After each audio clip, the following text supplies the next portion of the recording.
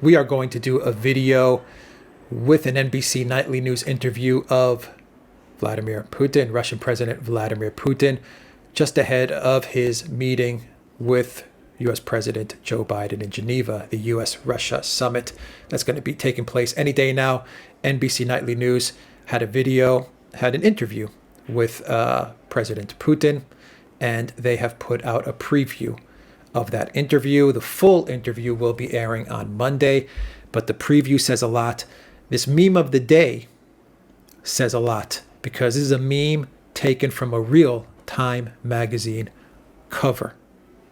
So this is the meme of the real cover. In this meme, you have Joe Biden. He's wearing his very cool, very hip aviator shades, the mirror aviator shades. And in those sunglasses, you can see the image of Donald Trump pointing right there to the left and to the right of Biden.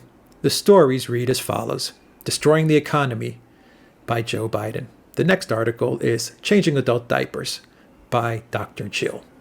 The next article says Smoking Parmesan Cheese by Hunter Biden. And under that, the final article is Getting Everything Wrong by Dr. Fauci. So that's the meme cover of Time, which is probably a more realistic cover than this cover. This is the real cover, guys. And I'm showing you this, and I'm going to show you a Fox News post with an interesting title before I get to the actual Putin NBC News interview, because I think this cover and what Fox News is writing hints to what this summit is really all about, at least for the Biden White House. So we take a look at this cover, and I'm going to zoom in here. And here you have Biden wearing his aviator shades. And in those aviator shades is Vladimir Putin. The articles to the left of Biden and to the right are Taking on Putin by Brian Bennett, The Autocrat's Game by Ian Bremmer, Inside the Spy War by Simon Schuster, plus A New Hope for Healthcare. So those are the articles on the real Time magazine cover. And the title of a Fox News post says Time cover blasted for over-the-top attempt to make Biden look cool ahead of Putin meeting. DNC press releases aren't this sycophantic, one conservative critic wrote. Now, this is really interesting, this title and this cover, because I think it hints to the fact that this summit between Biden and Putin is going to be used by the Biden White House, by the Democrats, by the DNC, by their media lackeys, to do two things. To put Trump is a Putin puppet front and center again. They're going to definitely throw that out there, and you'll see in the interview that they bring up Trump quite a bit with Vladimir Putin. So they're going to throw that out there, and they're going to want to make sure that they continue the narrative of Trump and Putin. Trump is a Putin puppet. They don't want that to go away. So they're going to use this summit. The media they're going to use this summit to drive that point home. And the way they're going to do it is they're going to frame Biden as the tough guy, as the strong president. So that's the other reason why they want this summit. They want to paint a picture, not of a sleepy, tired, frail, confused Joe. They're going to paint the picture of strong Joe Biden, corn pop Joe, the man that stood up not only to corn pop, but to killer Putin. That's how the media is going to spin this. That's how the White House is going to spin this. That's how the Democrats are going to spin this. And they're going to use Russia and Vladimir Putin to do it. So they want to bring Trump Russia back into the headlines, and they want to make Joe Biden look tough and cool, just like that Time magazine cover, right? Tough, strong, capable, vibrant Joe Biden taking on Putin. What does it say? Taking on Putin. That's the title. They're telling us exactly what the summit is for. This is a Hollywood PR stunt. We all know no real policy is going to be agreed upon between Russia and the United States. The exact reverse. After the summit's over, more sanctions on Russia, more demonization of Putin, all of that stuff is just going to continue to ramp up, removing Russia from SWIFT. All of that's going to continue. So what the Biden White House wants out of this is to paint a tough Joe, a capable Joe, a strong Joe, right? Commander-in-Chief Joe standing up to Killer Putin. In the meantime, they're going to bring up Trump in Russia, right? Of course, because they don't want that to die down, especially now that midterms, with each passing day, midterms are approaching, and Trump, with each passing day, is hinting more and more that he's going to get back in the political game. They want to get ahead of this. The Democrats, the media, they want to get ahead of this. Who better to use than Putin? And what better narrative than Trump-Russia? Because, well, apparently there are still people in the world that actually believe that narrative. There are still people dumb enough on this planet that actually believe the Trump-Russia narrative. Go figure. Anyway, here's the title from RT, which says, Putin says establishment politician Biden is not as colorful and impulsive as Trump, and his killer comment is Hollywood macho. So you see, Putin, I think, is on to the game.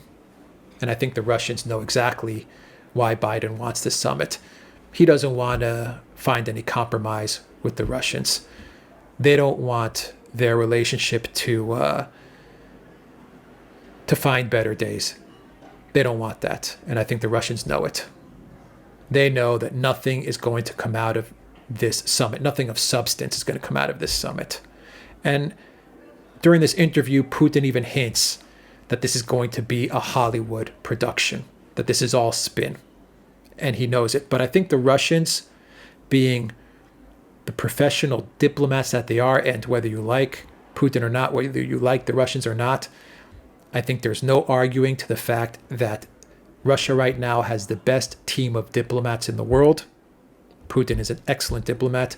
Lavrov, of course, is just in a different league when it comes to diplomatic skills and diplomacy skills.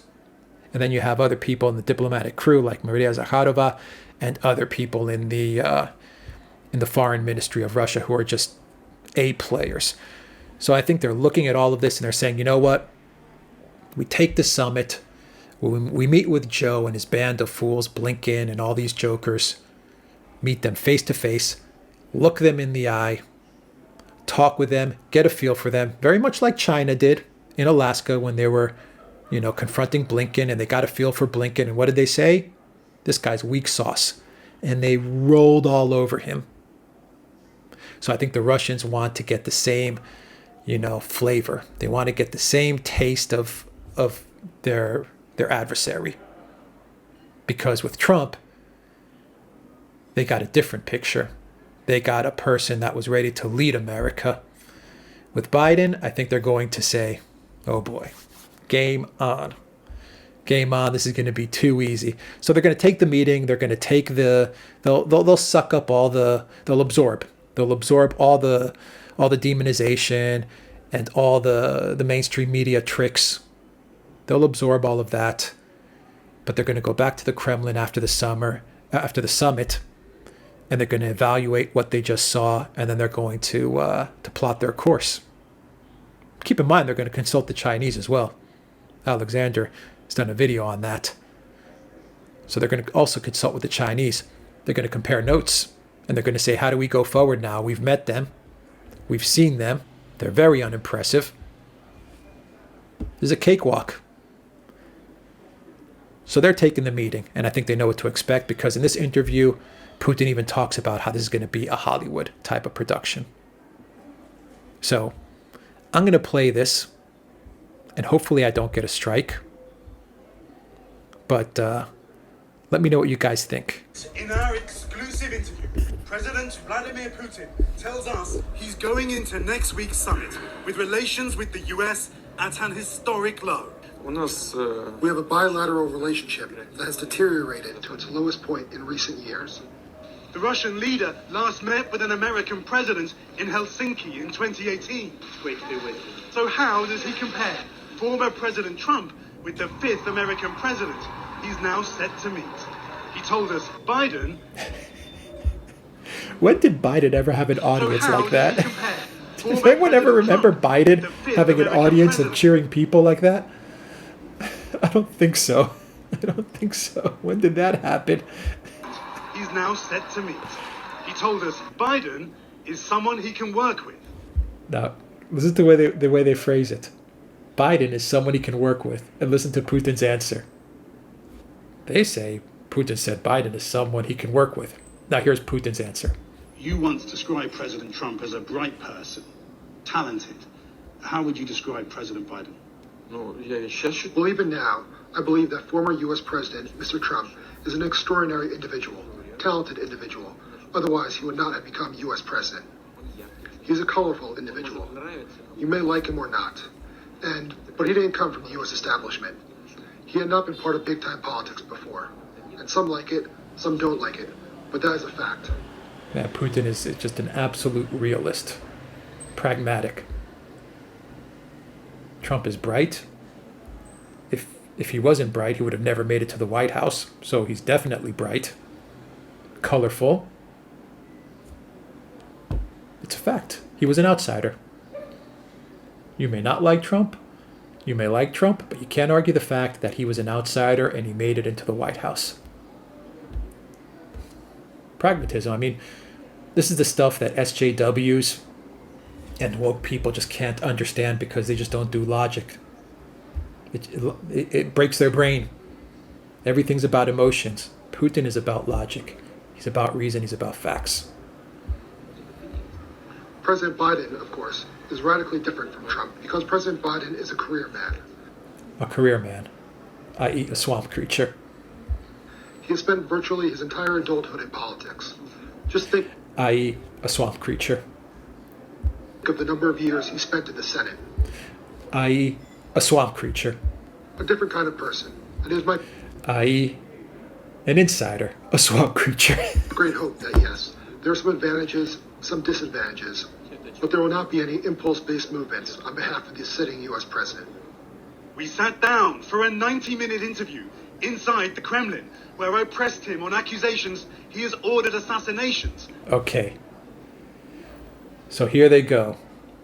Here is where the PR spin begins.